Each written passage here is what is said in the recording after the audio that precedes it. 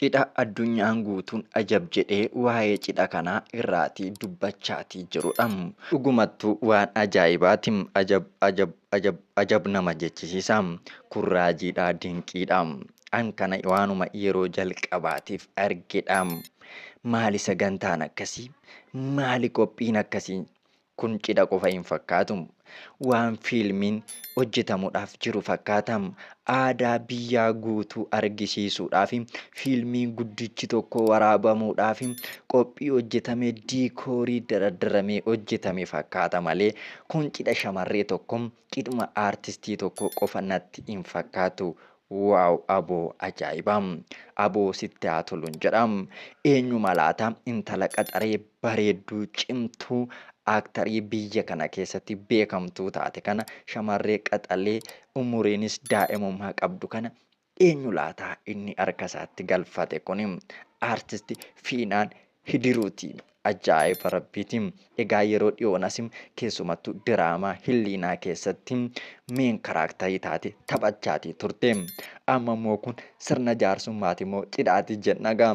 Qophii kana keessatti taateewwan dinqisiisoo cidha kana keessatti raawwataman qophii kana keessatti kan isin biraan geenyu ta'a. Isin hanga dhumaa nu faana bu'aa isiniin jenna. Viidiyoo kana laayik godhaatii turtii gaarii nu waliin qabaadhaa. Dhugumattuu cidha ajaa'ibaa fi cidha dinqiidha. Cidhi kun cidha aartistii Fiinaan Hidiruuti. Aartistuma biyya keenyaa shamarree bareedduu qaxalee taatoo jabduu namni martinuu fiilmii keessatti dinqisiifatudha. Akkasumas immoo aartist Fiinaan amalaa fi naamusa gaarii shamarree qabduun beekamtudha. Cidhi aartistii Fiinaan Hidiruun addunyaa guutuutti maaliif dubbii ta'ee maaliif ijoo dubbii ta'ee jechuun keessa hin oolu. Dhugumattuu cidha ijoo dubbii ta'uu qabudha. Cidhoota kanaan dura biyya kana keessatti raawwatan irraa waa hedduudhaan addadha. Sirna jaarsummaa irraa eegalee shamarran qofatu bakka sanatti argame. Cidhi aartistii Fiinaan Hidiruun yeroo jalqabaaf cidha shamarran qofti irratti argaman ta'ee kan gaggeeffame yeroo jalqabaatiif natti fakkaata. Sirnoonni sagantaa aartistii Fiinaan Hidiruu irratti raawwataman marti isaaniiyyuu baay'ee nama ajaa'ibaa fi waan nama dinqisiisanidha. Wanti aadaa jedhame takkittiin hin hafne. Wanti ammayyaa jedhames hin hafne. Diikooriin lafa sagantichaa immoo waaw ajab nama jechisiisa. Egaa shamarree bareedduu fi miidhagduu kana kan namni martinuu hawwu mucayyoo sanuu daa'ima qaxalee kana.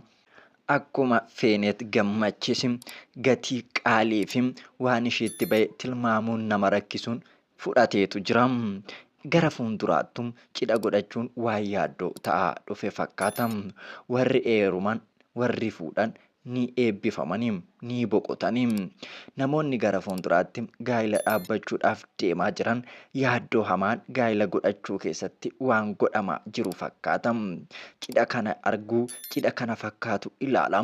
Haala kanaan gaa'illi gaafa gaggeeffamu sadarkaan qubeellaayyuu cidha gaafa caalu cidhi immoo maal akka ta'e tilmaamuun nama rakkisu. Egaa kan Fiinaan kun dhugumattuu sirna qubeellaati moo cidhadhaa jechuun keessan hin hafu. Amantanis amanuu baattanis cidhi ganaa fuuldura kanadha. Sagantaan akkas miidhagu qophiin akkasitti bareedfamee tottolfamee aartistoonni biyya alaaf keessaa waamamanii irratti argaman kun sirna qubeellaati. Dhuguman jedham sirna qubeellaati. Gatiin shamarran biyya kanaa daayimandiin ol ta'aatii jira. Gatiin shamarran naamusa qabanii gatiin isaanii qaalii ta'aatii jira. Shamarran ulfina isaanii safuu isaanii eeggatanii sansakkaa aadaa safuu hawaasaa eeggatanii jiraatan dhugumattuu gatiin isaanii qaalii ta'aa jira. Gara fuulduraattis ta'uutii qabaata.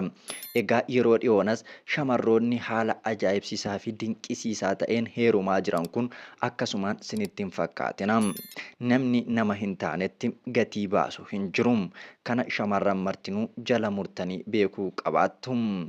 Gatiin keessan qaalii akka ta'u gatiin keessan waan hundaan ol akka ta'e argisiisuudhaaf naamusa keessan eeggattanii jiraachuu qabdu. Wanti martinuu ni qaqqabam.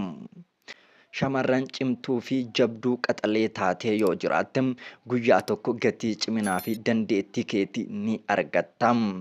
Egaa Fiinaan Hidiruun dhugumattuu shamarree qaalii qaxaleedha. Industirii fiilmii keessatti nama shoora olaanaa umurii ishii xiqqummaadhaan baattedha.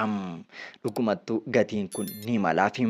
Sagantaa kanaa mitiitiin kan kana caaluu artistii kanaaf ni mala. Artistii naamusa qabeetti wanti hojjettu martinuu irraa bareedu miidhagduu simboolii shamarran biyya kanaati. Mucayyoon kun akka artistoota kaanis yeroo godhattu in argamtu. Uffanni ishiin uffattu uffata nagaa, uffata safuu eegee fi sansakaasaa eeggateen jiraatti. Dhugumattuu baga waaqayyo kanaan ishii ga'e jechuun hin barbaada. Sagantaan kun sagantaa ajaa'ibsiisaa fi dinqisiisaadha. Tokko tokkoon dhimma sagantaa kanaa siniin daawwachiisa. Sagantaa kana ilaalamee hin quufamu. Sagantaa ajaa'ibaa fi dinqisiisaa namni martinuu irraa raajeffachaati jiru, namni martinuu irraa dubbachaati jirudha. Eenyudha ishiin? Maali sagantaan hanga kana gahu? Inni fuudhe immoo dureessa akkamiiti jedhee namni martinuu sooshaal miidiyaatti waa'uma artistii Fiinaan irraa dubbachaati jira. Dhugumayyuu irraa dubbatamuutii qaba.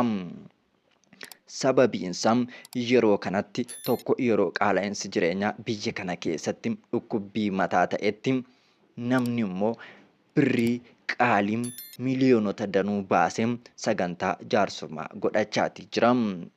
Gariin immoo jiraachuu dadhabee maatii isaaf jiraachisuu dadhabee ofumaayyuu jiraachuu dadhabee waan hojjetu dhabee namni yeroo rakkataa jiru keessatti gariin immoo cidha ajaa'ibaa fi dinqisiisaa ta'e gatii hedduun namoota baay'ee hiyyummaa keessaa baasuu danda'u cidha irratti dhangalaasee cidha godhachaati jira.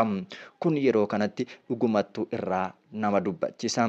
Gama biraatiin immoo shamarran safuu fi duudhaa isaanii dagatanii gama biraatiin immoo shamarranis ta'ee dhiironni duudhaa fi safuu ganamaa sana dhiisanii cidhuu hafee tokko qaala'insa jireenyaa sababa godhachuudhaan namni martinuu callisee yeroo wal fuudhaa jiru kanatti isaan kun immoo cidha akkasiitiin wal fuudhuun dhugumattuu ajaa'iba ta'aati jira.